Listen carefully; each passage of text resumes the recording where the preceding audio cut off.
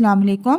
यहाँ पर मैं एक बाउल ले लूँगी और उसमें एक एक करके 2 अंडे तोड़ के ऐड कर दूँगी। और यहाँ पर मैंने तकरीबन 1 पाव दूध ले लिया है, वो भी अंडों में ऐड कर दूँगी। अब इन दोनों चीज़ों को हमने अच्छी तरह से फेंट लेना है ताकि जो अंडे हैं वो दूध में अच्छी तरह से मिक्स हो जाए।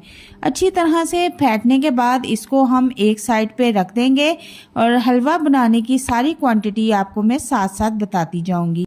अब यहाँ पर एक पैन ले लेंगे और उसमें तकरीबन आधा कप ऑयल या घी ऐड कर देंगे और इसको नॉर्मल सा गरम कर लेंगे। फुल फ्लेम पे हमने नहीं पकाना। अब इसमें मैं 4 चम्मच बेसन के ऐड कर दूंगी। जो जिससे हम चावल खाते हैं वो चम्मच हमने यूज़ करना है, छोटा चम्मच। इसके बाद बेसन को अच्छी तरह से भून लेंगे।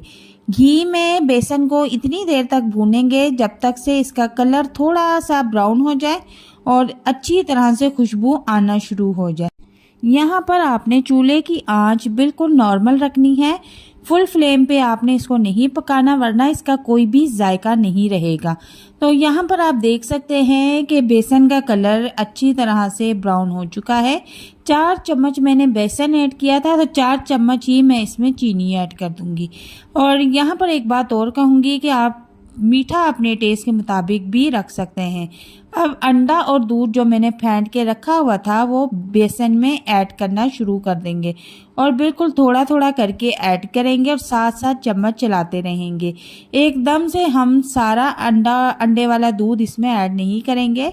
थोड़ा थोड़ा करके ऐड करने के बाद चम्मच चलाते रहेंगे और अब इसको अच्छी तरह से मिक्स कर लेंगे कि ये जो बेसन की गुठलियाँ बन रही हैं ये बिल्कुल भी ना बनने पाए। चमचा आपने मुसलसल चलाते रहना है और इसको अब हम नॉर्मल फ्लेम पे पकाएंगे। यहाँ पर आप देखें कि हलवा गाढ़ा होना शुरू हो चुका है और गाढ़ा होने के बाद अब हम इसकी बुनाई कर लेंगे। तो यहाँ पर मैं ऑयल का इस्तेमाल करूँगी, आप चाहे तो घी का भी कर लें। तो अब ऑयल ऐड करने के बाद इसको अच्छी तरह से कस के भून लेंगे। जितना इसको भूनेंगे ये उतना ही मज़ेदार बनेगा। और यहाँ पर आपने चूल्हे की आंच बिल्कुल नॉर्मल रखनी है। नॉर्मल आंच पर आप अगर इसको पकाएंगे तो नहायत टेस्टी बन के रेडी होगा। तो यहाँ मैंने थोड़ा सा ऑयल और ऐड कर लिया है।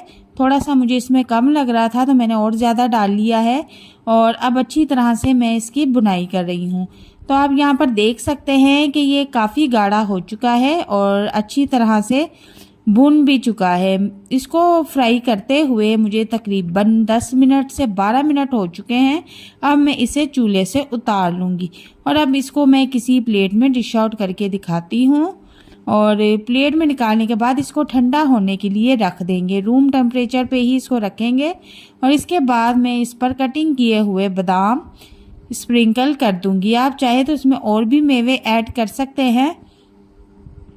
तो यहाँ पर देखें कि हमारा मज़ेदार अंडा और बेसन का हलवा रेडी है। इस सख्त सर्दी के मौसम में इसे बनाकर रख लें और रोज़ाना सुबह 1 गिलास गर्म दूध के साथ इसे थोड़ा सा खा लिया करें। सारा दिन सुस्ती आपके करीब नहीं आएगी और आपको ज़रा भी सर्दी का एहसास नहीं होगा। उम्मीद करती हूँ आपको वीडियो बहुत पसंद आएगी इंशाअल्लाह।